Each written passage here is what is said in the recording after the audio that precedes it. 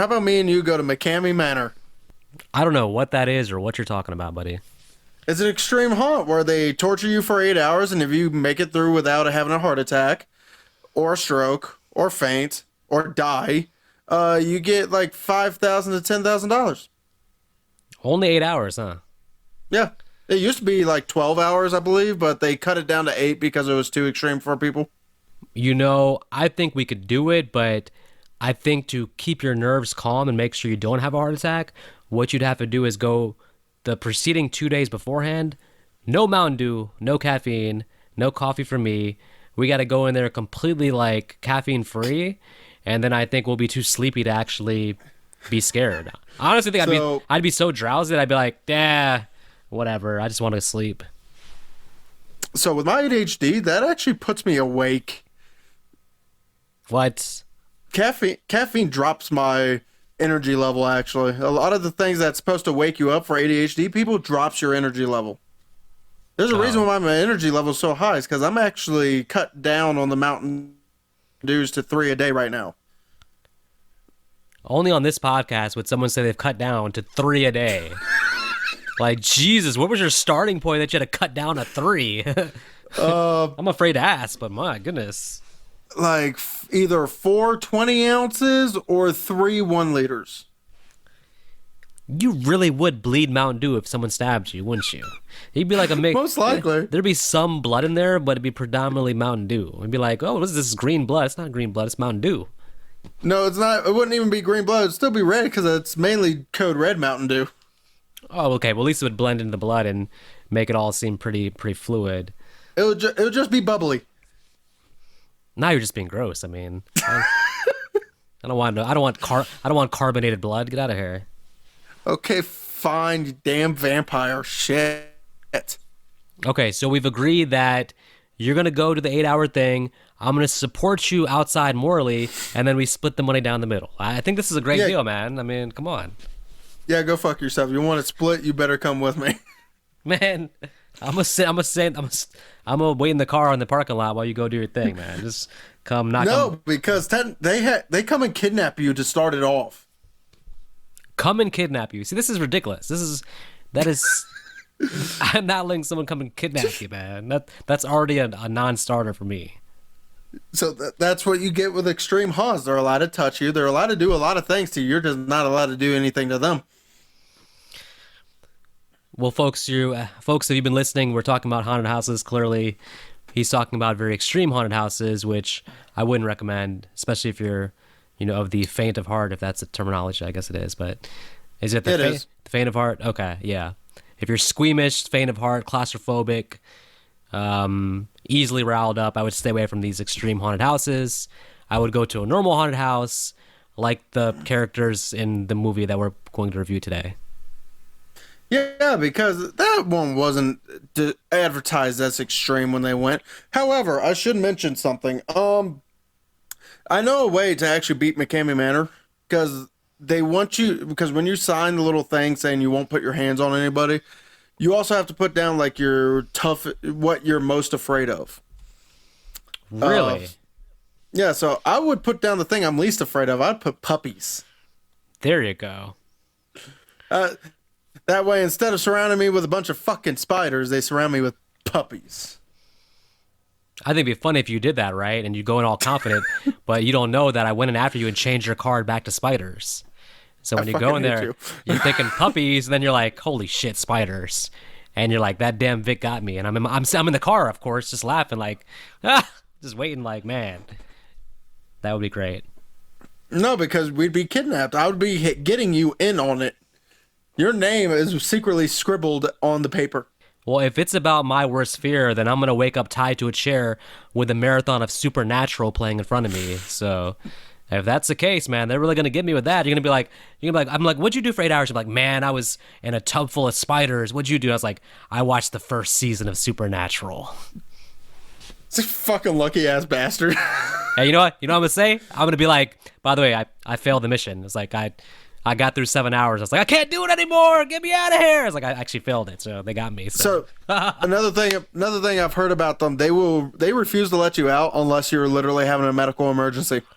let's say I have a problem peeing, my bladder fills up quickly. That's a medical emergency. Like I gotta go to the bathroom. Nope, you gotta piss yourself. People have pissed themselves in this the fucking haunt. So you can't just tap out and be like, hey, look, I think I'm not feeling anymore. I'm done. Let me out. You got to be like, I need an ambulance. Pretty much. Yeah, this is a no-go. I mean, I understand if it's $30,000, $50,000, but not $5,000. They used to offer nothing if it makes you feel better. Who the hell want to do that? People who want the money or to prove that they can beat it through. So far, absolutely nobody has beaten through McCamey Manor. With my luck, I'd win the whole thing, but then I'd find out they changed the grand prize from $10,000 to a box set of the complete series of Supernatural. Just for you, definitely. I'd be like, "Oh, this is great. This is great for Nick, but where's my prize at, man? What the hell am I supposed to do with this?" I already have the entire series on DVD. I don't need the box set. That'd be the worst thing. I'd be like, I could have borrowed that from Nick. Like, this is the worst prize ever. What the hell, man? Happy Halloween, everybody, because, you know, it's Halloween time. What are you talking about? Sorry, the crunching bottle thing was water. Oh, okay. Got it. Well, okay. Anyways, happy Halloween, everybody. And today we're talking about the movie Haunt, and we're going to be talking about all things Halloween. Me and Nick are going to go ahead and give some Halloween memories from some of our favorite Halloweens that we've had as kids. Were you a big trick-or-treater, Nick? Did you used to, like, go walk around your... I was going to say neighborhood, but I remember that you lived in the boondocks. You walk around the woods to, like, random cabins, and, like, old men who lived there would just, like, give you, like, candy that was probably...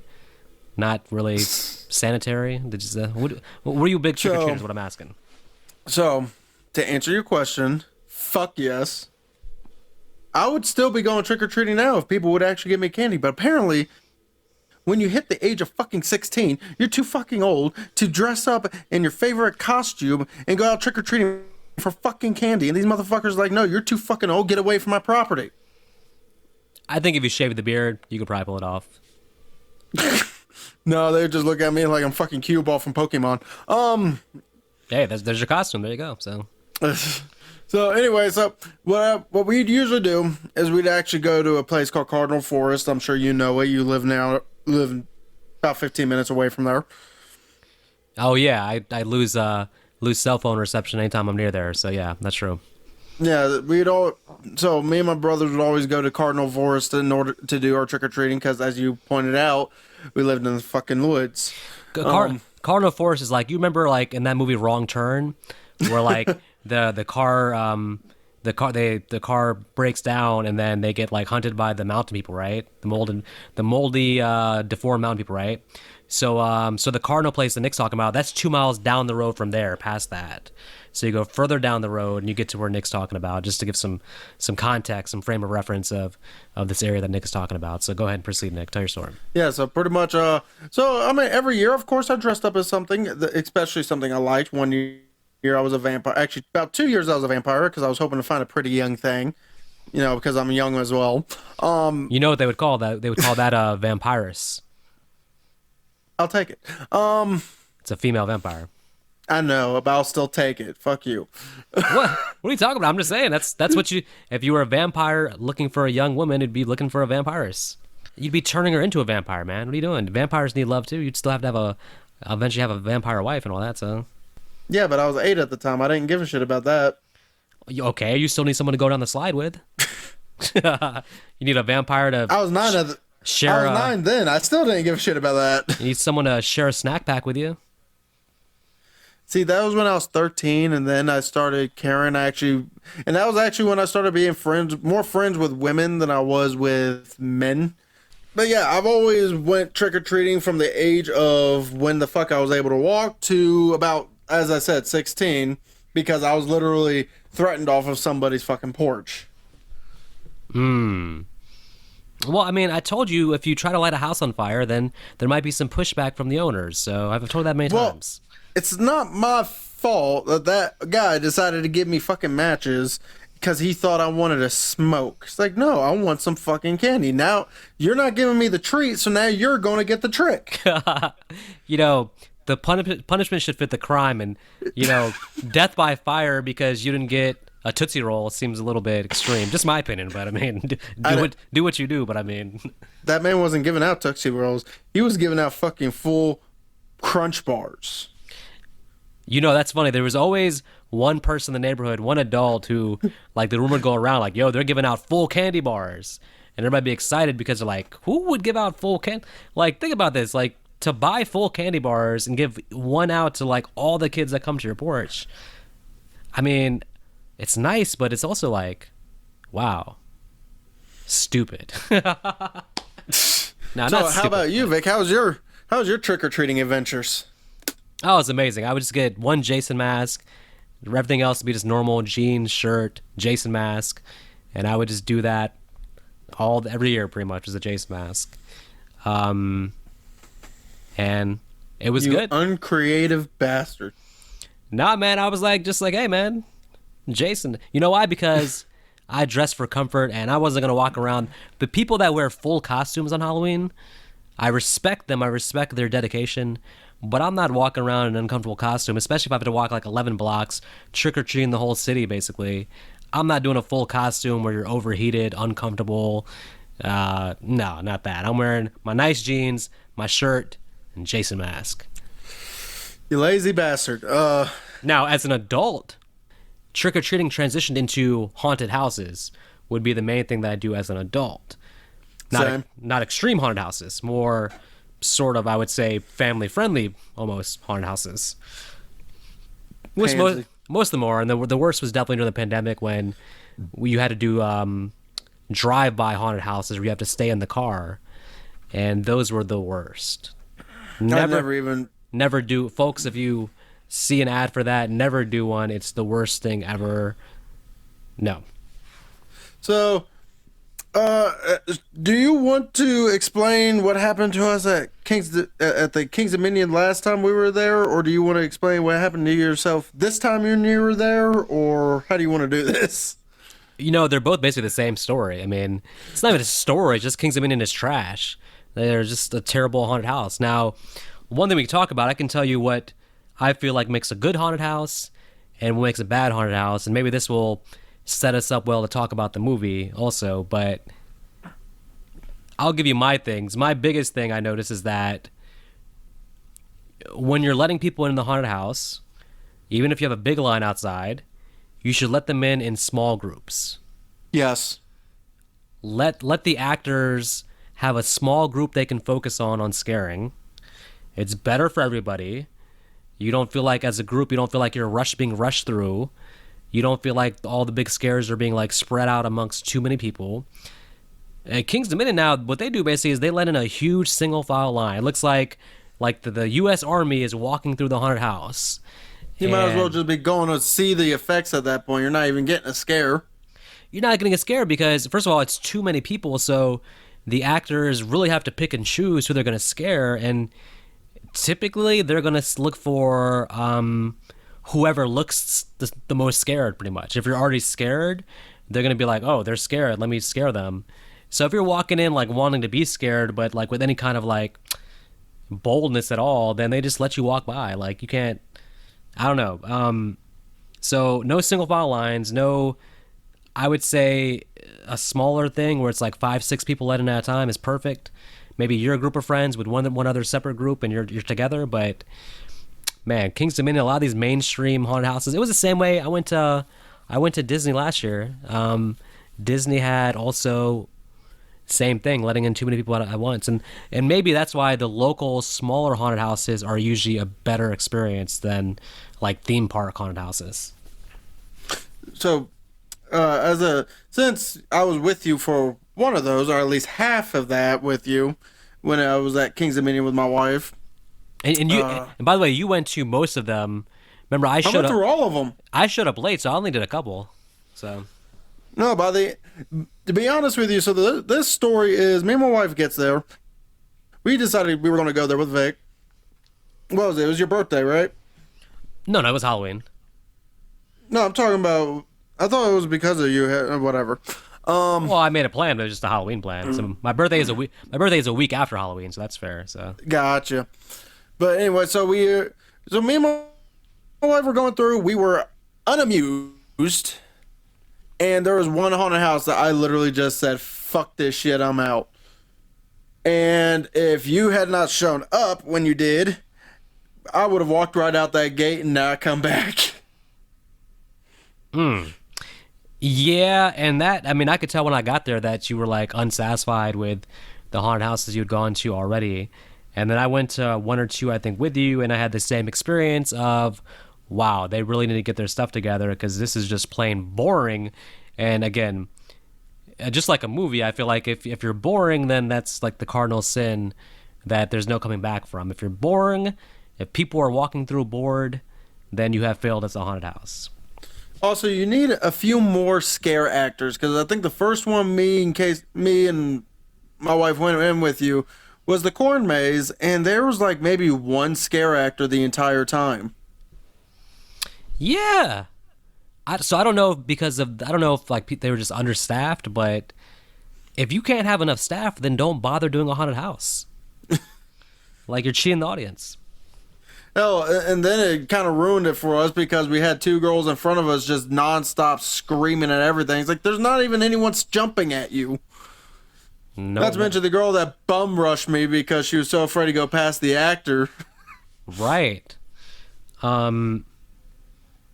Yeah, I don't know. Haunted houses are tricky because I feel like the ones I've gone to, the best ones have been like unexpected. Like I went to one in Tennessee, amazing, in a little town city called Gatlinburg, yeah, Tennessee, amazing one.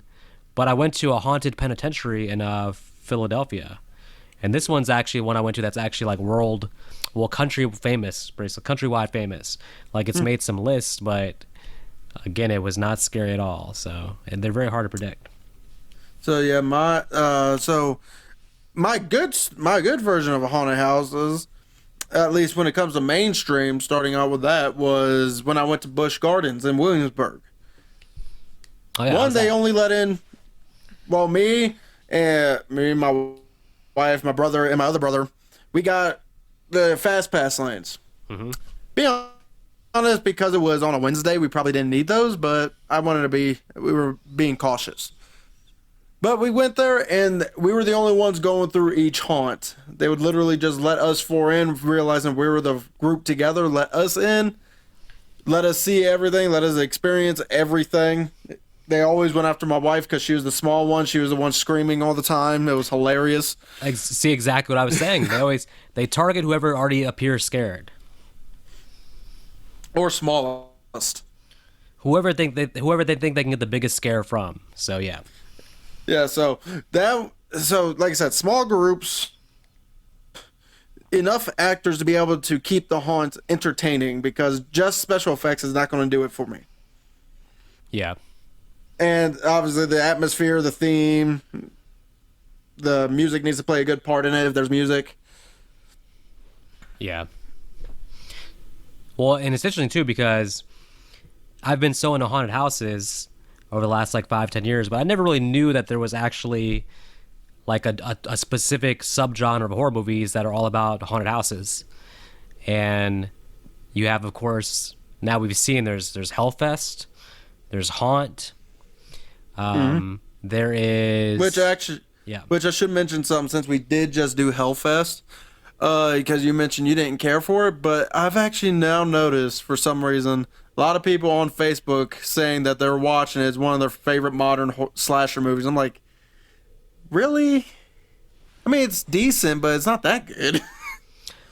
I was just unimpressed by Hellfest completely, and I don't know if people's like just standards have gotten lower or something like that. I mean, there's people that say Halloween Kills is like their favorite slasher, and I'm like, whoa, okay, well, that's That's cool. because they like Jason being cosplaying as Michael Myers. Yeah, I mean, Michael putting on his big brother Jason's clothes and going doing Jason's work, I guess. But Yeah. yeah, I mean, listen, it's all subjective, but I mean, Hellfest wouldn't be in my like top 10 slash. I don't think it'd be my top 30 slash. If I really sat down and made a list, I don't think it'd get in my top 30. I did like the atmosphere. It did give you the haunted house vibe, but a lot of the strengths it has, I think the movie we're going to review today, in some ways, does those things better. Um, so I'll say that.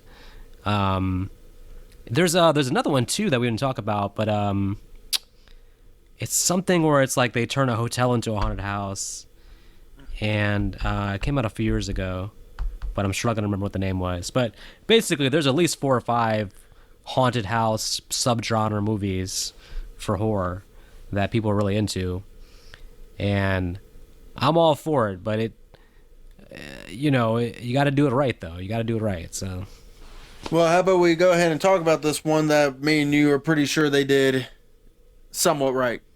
There's still a few issues, but what movie doesn't have issues? Tremors. No, that's still 2.5, sir. Oh my goodness. You know, just for everybody, the audience out there, if you ever feel like, if you ever just listening to our podcast and you listen like 5 in a row and you're like, I really think my views really match up with Nick's views. I feel like Nick understands movies the way I do. And I think that, me and him share the same thoughts on movies. Whenever you think that, I want to remind you, just remember one thing in your head. This is the same man that gave Tremors 2.5 stars. And then you'll be like me and be like, nah, Nick doesn't know what he's talking about. Just remember that. But before you just jump on the bandwagon and be like, yeah, man, I think Nick really knows what he's talking about. Just remember that one small kernel of truth that the man gave Tremors 2.5 stars. Just remember, unforgivable. That's all I'm saying. Just, So, I got a PSA for our audience as well. If you ever think that, Vic seems like he knows what he's doing half the time, knows what he's talking about, this man still hasn't seen the even Aftershock. How can you say you like Tremors and yet you have yet to see the sequels? I thought you were going to name an actual good movie that I hadn't seen. You named a Tremors sequel? Really? Yes. Come on, man. And you know what? There are plenty of people who will agree with me that Aftershock is actually a pretty decent sequel off of a pretty decent movie. I don't need to watch The Adventures of Bert, all right? I got enough Bert in the first one. I don't really see his ongoing adventures. I'm very good. Thank you very much. It's technically Aftershock is the Adventures of Frank Ward. I think he's only in one of them, though, right? Aftershock. That's the yeah. only one he comes back to. Well, then after that, it's all Bert, pretty much. And Yeah. you could have sold me if you said, hey, Reba McEntire's coming back, too, and we have her and Bert going on these adventures. But no Reba, no Vic. Well, that's because Reba was on her show, Reba. Well, I'm glad we've sidebarred this conversation. You brought it up. I had to continue. Well, listen, who doesn't love Reba, right? Have you even Anyways. seen the show? I've heard good things. Actually, I saw an article where it said she's trying to bring it back for some kind of streaming channel. Because apparently it got canceled prematurely. They said the ratings were really good and nobody really understands why it was taken off the air. But Maybe they just didn't have anything else to do with the character. one of these haunted house movies needs to have a scene where the characters walk into a room and the ghosts or someone's just there and he's like, "You broke into the wrong damn rec room, didn't ya?" Just to call No, that they're to never them. going to say that. They should. 'Cause that's No, because no one can say it as well as Michael Gross. all right, that sounds gross. All right, so you set that one up too easy. All right, so Nick seems to think that this movie might have came straight to Shudder. I'm pretty sure it did. Well, I'm a little bit annoyed because now it's exited Shudder, and I couldn't watch it on Shudder. I had to actually get it on YouTube, which means I had to pay money for it. Which I have my streaming Shudder service and paying money for that, and I expect a Shudder original to be on Shudder. So that makes me think maybe it's not a Shudder original, but I know it was on Shudder for some time. It's a Shudder original, and the reason I know is because literally whenever I turn a movie on myself, Shudder shows up as the first thing. Well, I don't understand why it's not on Shudder anymore. That's just the only thing that irks me. So Because they just wanted to take your money for all you're worth. I mean, I think Netflix is already doing that. HBO Max. Seriously. Jeez, you're paying for HBO Max? What the fuck are you even watching on there? Oh, dude, they have all the shows, man. They have, you will like this. They have Fresh Prince. They have Martin. all the good old shows, Family Matters, Step by Step, they're all actually on HBO Max for some reason. I don't know why, but they even have like a Halloween section. It takes Halloween episodes from TV shows and puts them all in one place. It's very cool. So, I already own Fresh Prince of Bel-Air on DVD. You already own Martin on DVD. Sure, but do I really want to break out my DVD when I got right there in the hands of my remote control? It's the wonderful world of streaming, Nick. Get it together. It's 2022. Nobody watches DVDs, and especially not DVDs of Supernatural, especially not me. So, Well, then I guess you're just going to have to watch it on Netflix. oof. If it's on HBO Max, I'll give it a chance. But Netflix is the one that I usually Nope, don't. Netflix. So Netflix is the one I usually actually cancel and don't really care that year round because HBO Max actually also has an amazing movie catalog that Netflix can just not compare to.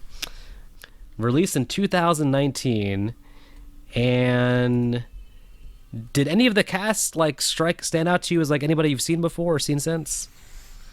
No. But I did find out that the main actress, the girl who plays Harper, apparently was 8th place in season 9 of American Idol. Wow, very nice. That's about all I know about her. Well, okay then. Yeah, looking at the cast list, I gotta say, like, none of these people really stood out to me in terms of just having seen them before or since. But for an unknown cast, I gotta say, man, I'll say it right off the bat, I was impressed with the performances. This movie had a strong cast for being like a low budget, straight to Shudder horror movie. And by the way, the reason I say that is because Hellfest came to theaters. Hellfest probably had a bigger budget than this movie, man, honestly. Probably. Yeah. But you could definitely... But this movie definitely seemed to have a little bit more passion than Hellfest was.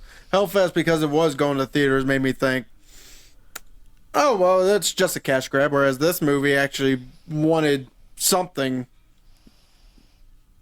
I don't know how Hellfest got in theaters because watching it, that felt more like a straight to Shudder movie also. I'm like, it didn't really feel like something you'd like watch in theaters, but I guess, the director must have like an uncle like in a high up in a film studio or something because it got to theater somehow, but And I watched it in theaters. oh well. Yeah, I hope you and 3 others had fun, so My wife was with me, too. well, I think it's romantic to take your wife to an empty theater where there's nobody else there to see the movie except you two, and Exactly. So I'm not mad. I at love that. those kind of... I love that. That's exactly what happened with It Chapter 2 as well. Me and my brother went and just enjoyed the movie with the whole theater to ourselves. Really, wow. Yeah. It was actually opening day. It was like the very first showing, but then again, very first showing was like Thursday at around 6 or 7. It must have, and I know I know it's definitely that way when you went and saw Repo the Genetic Opera. It was just definitely you, empty theater. That was fearnet.com. Yeah, but with Repo, I remember too, it was like, you told me one time it was you, right? And it was like 5 other people, but they watched the first 10 minutes and they all 5 walked out. So it was you left over because the rest of them had given it 10 minutes and decided this was trash and they all walked out. So you were by yourself. So. Negative, because it never went to theaters. Now, unlike your empty theater experience, I saw Troll 2 in theaters with a packed house.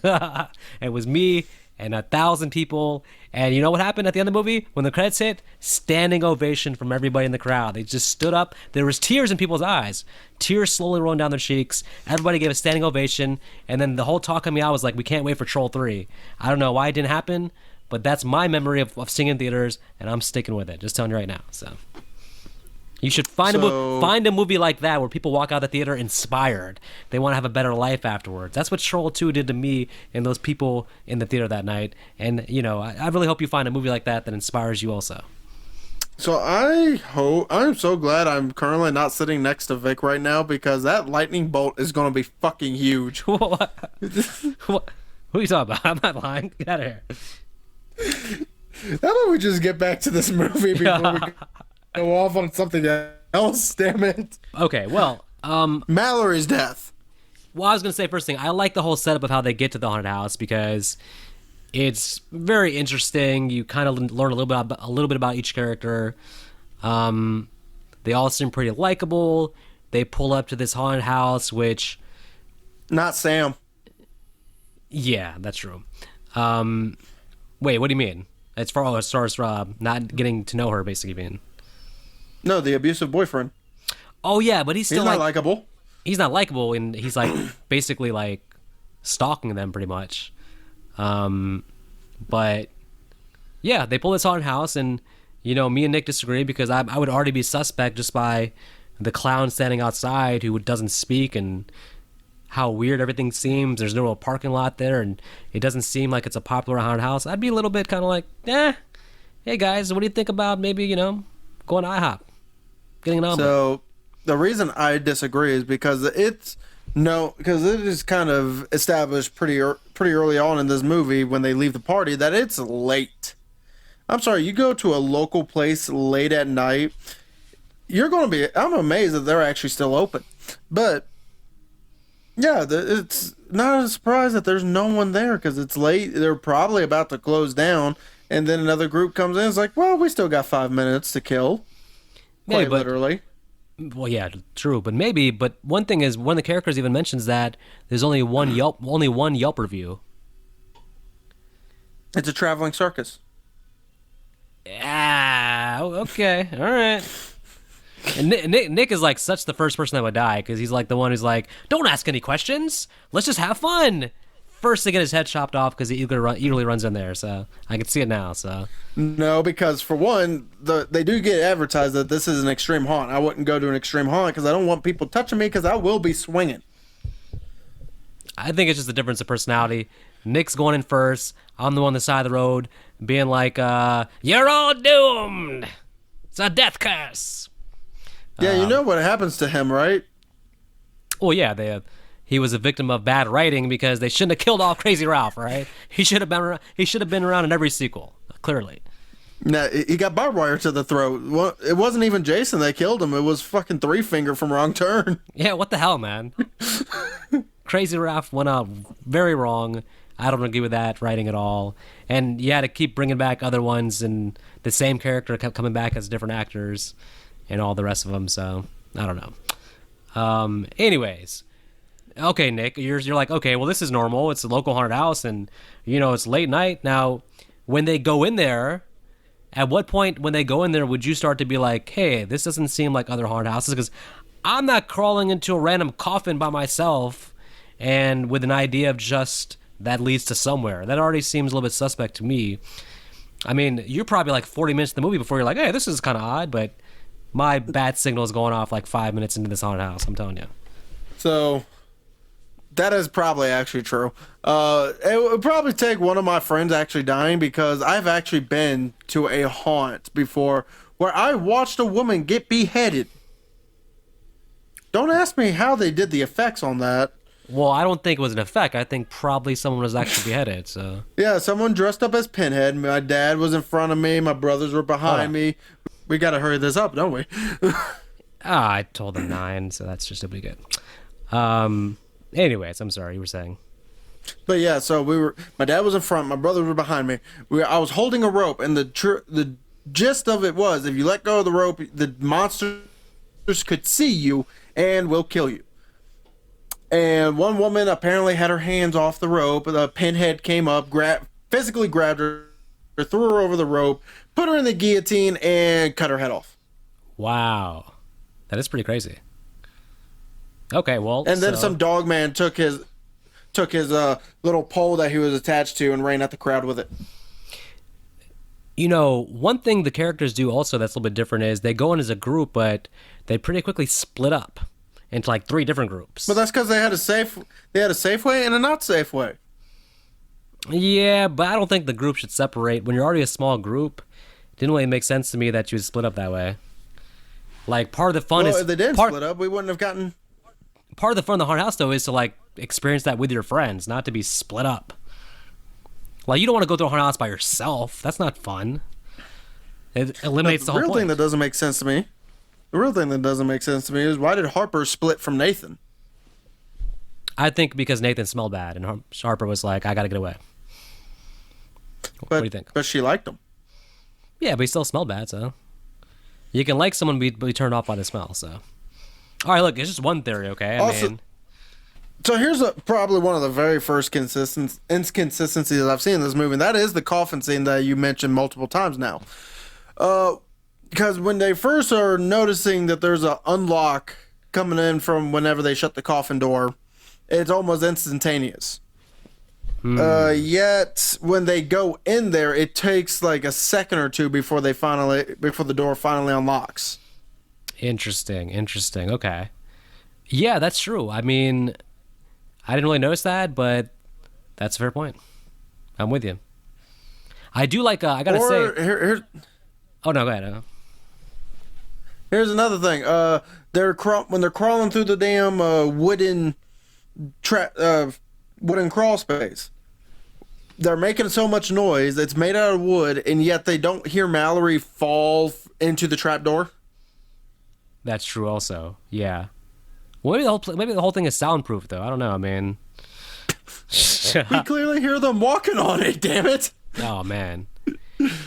For this all being an elaborate setup to terrorize people, it's a lot of good special effects that the killers have set up in this haunted house, man. You got the typical rooms, like the crazy mirrors, and like the one room that spins in a circle and stuff. I mean, that's typical haunted house stuff. So there's some legitimate, cool haunted house stuff in here. As, of course, is all a front to kill them all, but still pretty cool. Yeah, like when the witch kills Mallory with a hot poker. At least she was unconscious, right? So she didn't feel a thing. She was in dreamland, and she never came out of dreamland. So. Yeah, but they did that slow-mo thing of just showing everyone's reaction. Harper slowly backing up, crying, remembering her past abuses as the damn thing comes up and just stabs her friend in the face. Yeah, that wasn't too nice. I will say this. I like Harper. I think the actors did a good job. And I think why I like this better than Hellfest is mainly because I feel stronger about the main characters here than I did about the ones in Hellfest. I didn't really care about the characters in Hellfest at any point. This one I feel a little bit more like I'm on a journey with them. I feel like the two main leads, even though they kind of tease a romance, they really don't need it. The movie doesn't really need them to be like any kind of like relationship. But I feel like they're both very likable, and that goes a long way to wanting to see them actually make it out of this haunted house. Versus in Hellfest, a part of me was kind of like, I hope they all die. But to be fair, the romance bit was pretty much thrown out the window once everything starts. They're just trying to get out of there. There was no stopping to look in each other's eyes and go, Nathan, Harper. Wait. Would you have been surprised? I'm sure some movies would have done that, though. Had a moment to be like, hey, you know what? I'm pretty scared, but I think I love you. Some movies would have. I know. It's unrealistic, but some movies would have done that. I'm glad they strayed away. All the supporting characters are likable. Angela has like 46 damn cousins. This is very true. And they rule the world. What is the one character's name? The one dude, what's his face? Let me see. Evan? The big dude? Yeah, I like Evan, and, if we could talk for a moment about his kill was kind of off-screen a little bit. Didn't it kind of feel like the way they did it was off-screen? So, yeah, it was off-screen a little bit because Ghost, or Mitch, whatever you want to call him, I call him Ghost because that's what his damn thing is on IMDb, is saying, hey, do you want to see my face? I mean, it's a work in progress, but I think you'll like it. Yeah, but I didn't like that scene because I would have liked to see the kill versus the aftermath. It was kind of a weird cut. They cut away and they cut back to it. And it's like, the guy's one of the main characters. It feels like he earned at least like a little bit more of a death scene than that. That's all I'm saying. I feel like in real life, that character would have overpowered Ghost when you finally see that Ghost is a pretty fucking scrawny. I didn't understand why Evan, I get it, but he escaped, man. He got out, right? And he had I know it's not a long window, but he had a brief moment where he really could have ran and got out there. But he's hanging around, he's looking for the keys. He's waiting for his friends. Yeah, but I think they would have understood if he just took off running down the road screaming, help me! Help me, anybody! Yeah, and then Sam would have found him, and Sam probably would have killed his ass. No, like I said, Evan, I feel like we should have gotten a death scene, and I feel like Evan would have put up a pretty decent fight against him because again, he's 2 times this guy's fucking weight.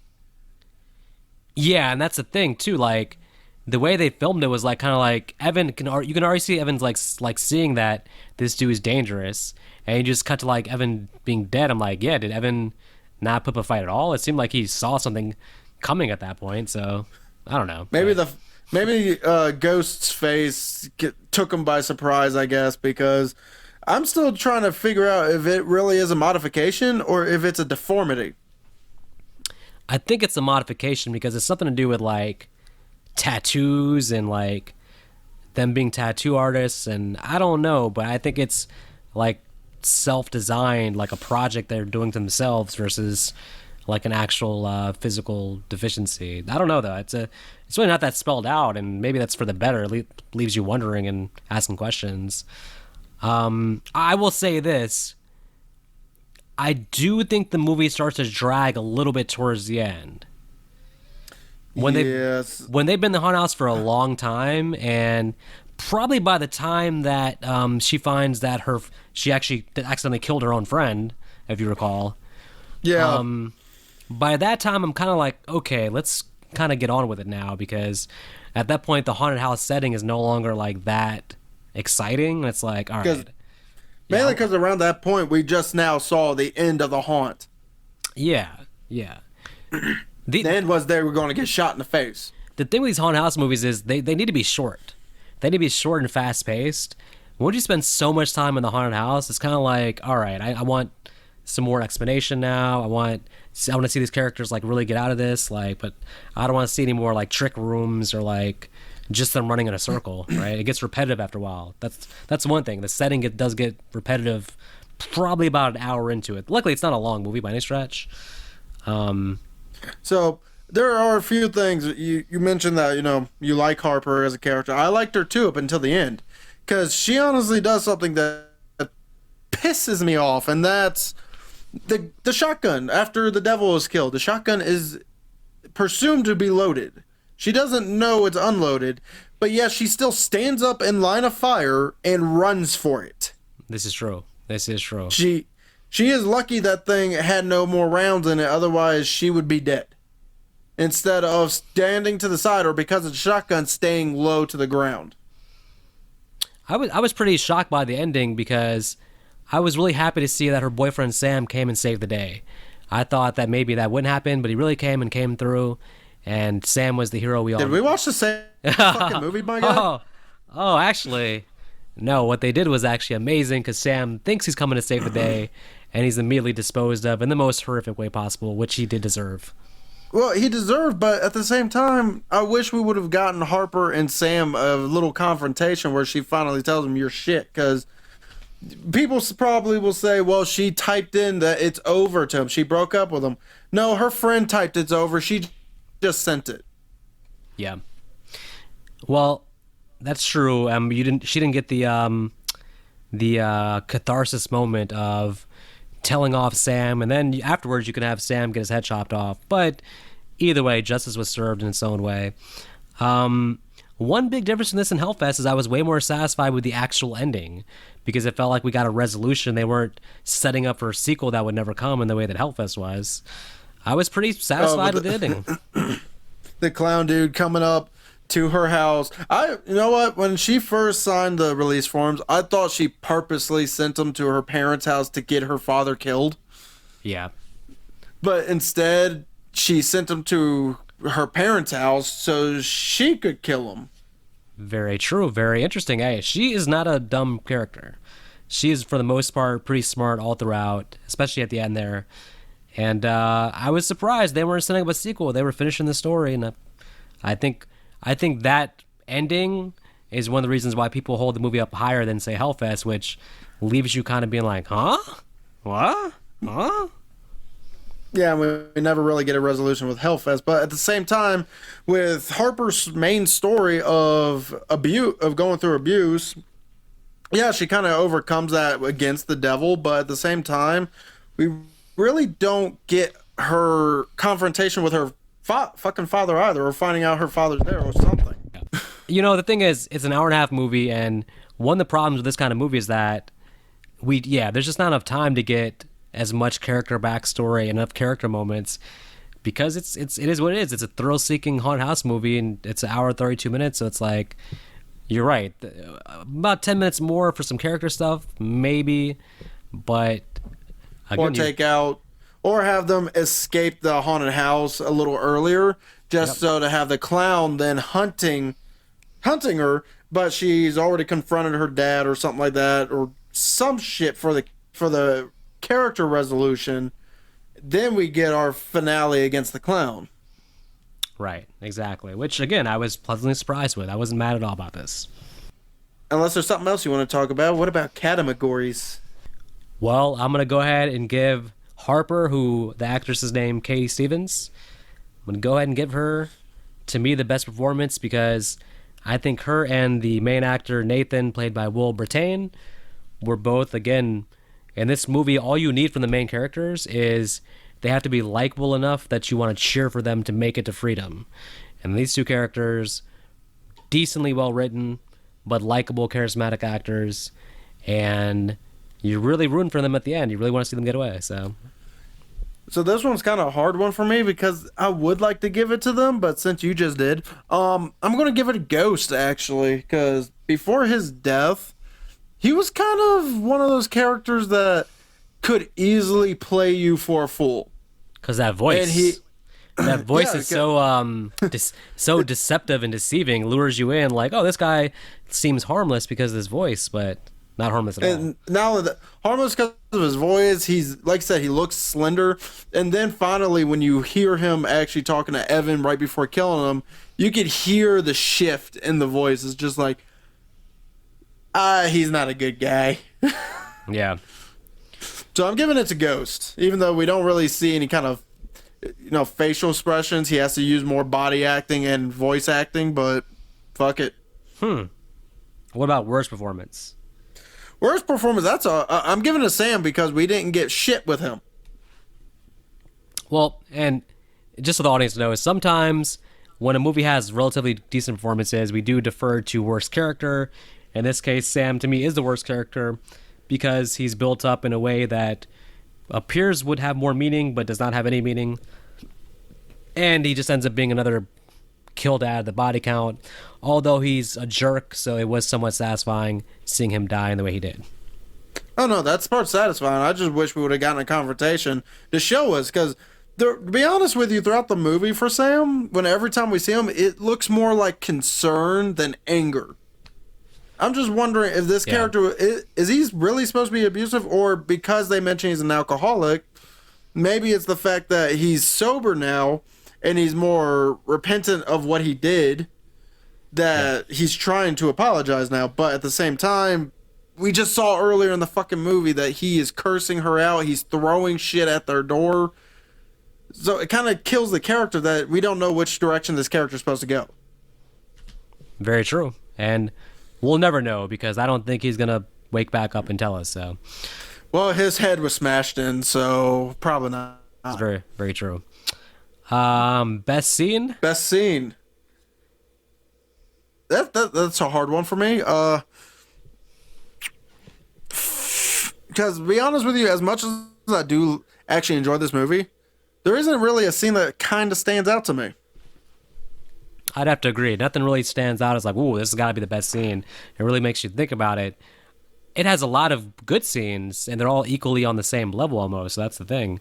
But standout scene, I guess that first time, I guess when Mallory dies, it's kind of like the first rude awakening that these characters are definitely in some ish. Because there's no turning back at that point. You're kind of just like, if there was any doubt beforehand about, hey, maybe this is like, oh, maybe they're okay, but this is just a haunted house. And that's when they know they're screwed. So I'll have to go probably with that. So I'm gonna go with probably the scene that I felt like gave me the most suspense, that made sense, because also there's no music playing in the background for this scene. It's just you're focused on Mallory's face as she's trying to see through the dark. You have to see her fear, and without the music, without anything going on, no noise, you kind of feel the same fear she is at the time. So it's Yeah. the scene where she's in that dark room and she ends up accidentally stepping on the nail. Yeah, that's good. And I would say runner up for me too is just the whole ending when they're escaping. It gets pretty frantic at that point. There's a lot of action going on, pretty fast paced moving. So when her and Nathan Like when when they finally reunite at the end and they're both like really, they're escaping, they're climbing up to the thing, finally getting to the field and stuff. It's pretty exciting stuff. It was Yeah. it was an action packed climax for sure. Our worst scene. I'm gonna be lazy and just go back to that scene with Evan's death, because I just feel like I like the aftermath and it has that cool effect of what's done to Evan, let's just say, but I just would have liked an actual fight there or a struggle or something, right? Well, I feel like, again, if Evan would have fought back, he would have overpowered that guy, even with him having a hammer. Definitely possible. Yeah, but for me, I'm actually giving it more to the Nathan Ghost fight, because literally, it's just a. Honestly, I feel like at this point, Ghost, because I think the Devil's already been shot at this point, Yeah. but should be Ghost and Nathan should just go kind of blow for blow kind of deal. Yeah. Maybe I just wanted an actual fight scene, but I just feel like this is the two characters that would have given us this blow for blow fight. But then all of a sudden Harper comes in, knocks him out, and walks away, and we don't see Ghost ever again. I don't even remember if he fucking died or not. I guess he burned alive when Clown burnt the damn place down. I feel like we could be reviewing The Little Mermaid and you'd be like, yeah, but there wasn't a fight scene, man. Like, where's the fight scene? It's like, it's The Little Mermaid, buddy. So the Little Mermaid had a minor fight scene against Ursula. Get it right, and it's Disney, so Disney don't put fight scenes unless it's Mulan. Wow. Okay. Well, let's move on. Fucking deal with it. How about that? Let's not Mulan. Let's move on. How about that? Let's move on. All right, Okay, then what would you want to change? man. You already talked about it a little bit, but basically, I think I would have them exit the haunted house a little bit sooner, and then have more explanation about things at the end a little bit, because I don't think they were planning for a sequel. So you might as well put your cards on the table and reveal everything.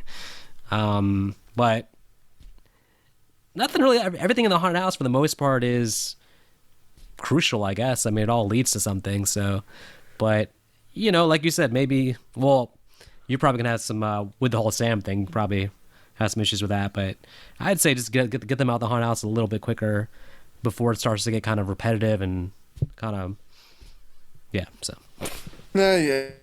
I mean, yeah. Like, to be honest, I agree with you, and that's why I'm gonna go with the Sam thing. Just so we can both have something different to say. But I think we've both hit the nail on the head with Sam. Give us a complete character, not one that's kind of flip floppy, and also give us something more between Harper and him that actually makes us think that there's going to be and will be a conflict that actually deals with it. Because once Harper goes into that haunted house, Sam's a back figure. yeah. Even though she thinks that the devil is Sam.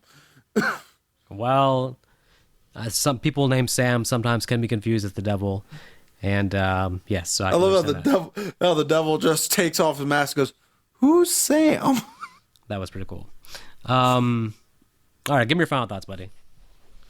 Final thoughts. So overall, this movie has some pretty fun characters. It has some pretty fun kills. It has I like the atmosphere of the haunted house. I like the way the killers all look, especially with their masks, because even the clown mask was creepy to me. And I like clowns. The devil, honestly, he shouldn't have worn a mask. He should have just used his real face. That face was creepy. Ghost, I can see where he's wearing a mask. But the only thing I didn't like was, as you brought up multiple times, I'm sure you'll bring it up again because I'm going to bring it up now, is there is a few issues that was not resolved. Like, why did the killers even do this in the first place? What was their breaking point? When you're not setting up a sequel, we need to know these kind of things for the full story. Doesn't hurt. Harper doesn't really get her confrontation between her two main villains, which is Sam and her father. And overall, and also the haunted house bit, yeah, it's a small haunted house. So overall, it does feel like it's overplayed its welcome after a certain point. So overall, I'm actually going to give this movie a 3 because I feel like this is a movie I will probably still go back and revisit a couple of times during Halloween only. So it has a kind of a rewatch value for me particularly. So I think I'll give this one a 3. You know, one thing I want to mention, this was resolved, but I did feel like her best friend Bailey sort of same thing kind of like with Evan, where I feel like they could have maybe gave her a better death or more of a moment there. She felt like an important character, and then suddenly she felt not important when she died, because it's just kind of a nothing death. Anyways, I'm kind of with you on what you said, basically. There's a few minor nitpicks I could say about it, but overall it's a fun movie. It has a really fun Halloween atmosphere to it. It's probably going to have a pretty solid rewatchability, to be honest. It never really transcends into being a great horror movie. It's kind of just pretty steady good throughout. But it never really takes the leap to where you're just blown away by anything. It's just kind of steady at its level, which is a good level. So yeah, I'm gonna go with 3 stars. Also, it's kind of trying to decide between that and 2.5 stars, but I'm gonna say for what it's trying to accomplish, it does pretty much everything right for the most part. And so everybody, as usual, actually I do want to piggyback one thing with the Bailey thing. I thought she was dead when she fell through that trap door because she was cut pretty deep. True. So anyway, as usual, folks, you don't have to go home, but you do have to get chicken nuggets. I've already had 40 of them today. Vic probably had 0. He'll probably get more when he's on his way home. And as always, folks, if you are scaling back on Mountain Dew, hopefully your starting point is not 7 or 8 or 9 like Nick. Hopefully you can scale back from 3 down to 1, not 3 being the end point like it is for Nick. And also, No. 3 is at what I'm at now. Next month I'm going down to 2. Okay, well, we'll cheer you on. We'll wish the best for you on that, and of course, hopefully you don't actually bleed Mountain Dew, but I'm kind of suspect of that. And as always, make sure to never watch Supernatural, never watch Repo the Genetic Opera, and don't eat as many chicken nuggets as Nick does, because you'll have heartburn and you won't feel good afterwards. And do not watch Troll 2. Have a good night. You must be trolling him. It's the greatest movie ever. So.